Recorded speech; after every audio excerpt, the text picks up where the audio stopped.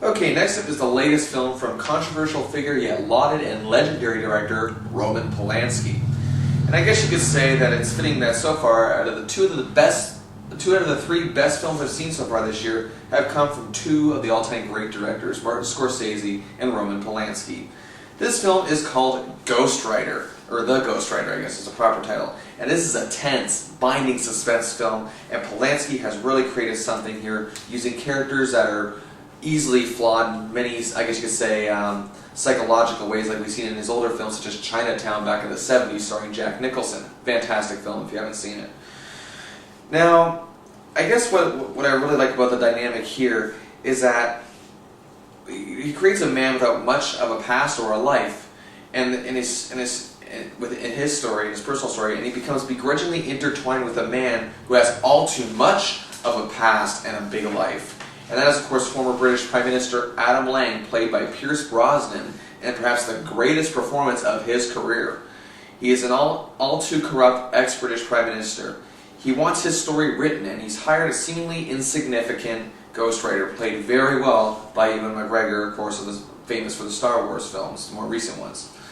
Now, what I love about Brosnan's character is that you know he's a tarnished individual, and you can get that just by looking at him. But yet, there's still more to the story, and there's a lot we're not figuring out that we got to puzzle together that we have to throughout this film.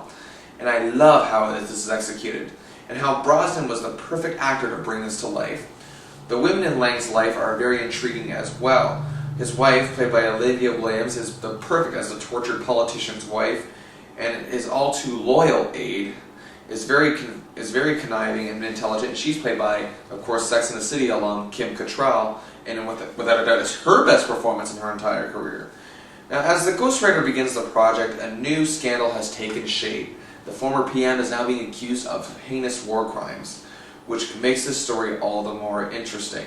And now the writer is involved in the man's influence and is now an unwilling and unknowing accessory, and now he's sucked into something he doesn't want to be a part of.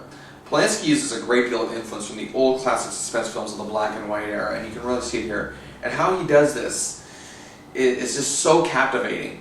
This film goes on without being long or boring, and as a viewer, you're thinking throughout, but you're not scratching your head. You're not thinking going like this. No, that means that the director's not doing his job, that the story's not doing its job, and the screenwriters are doing its job. Everything is just spot on here. Now, the dark tones in this film are executed to be significant to the unwinding of this film. And how Polanski does it is just nothing short of amazing, and we've seen it in his numerous other films. This film's self-confidence and reliance on itself to carry the story just blows me away. So often do younger filmmakers get over-eager and feel they need to draw things and cram for us. But yet, you just look at a film like this, you can easily see how a suspense must operate. This isn't just a political thriller, so to speak, just because it involves a politician. The political part is merely the background. It's in the characters, too, that are created here, and the actors that play them is such perfection. It seems so easy coming from them.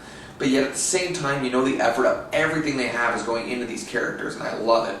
This is a truly remarkable achievement in Polanski's career, and this is a good chance, from what we've been hearing, it may be his last film due to many of the circumstances surrounding his, of course, much controversial personal life. I'm not going to get into that here. That's for another time, for another show or whatever. I have my opinions about that, but they're unnecessary for the review of this film. I'm looking at Polanski as a filmmaker here, not a person. Despite the circumstances, if this is Polanski's last film, it's a big bang to go out on. The ghostwriter gets the perfect 5.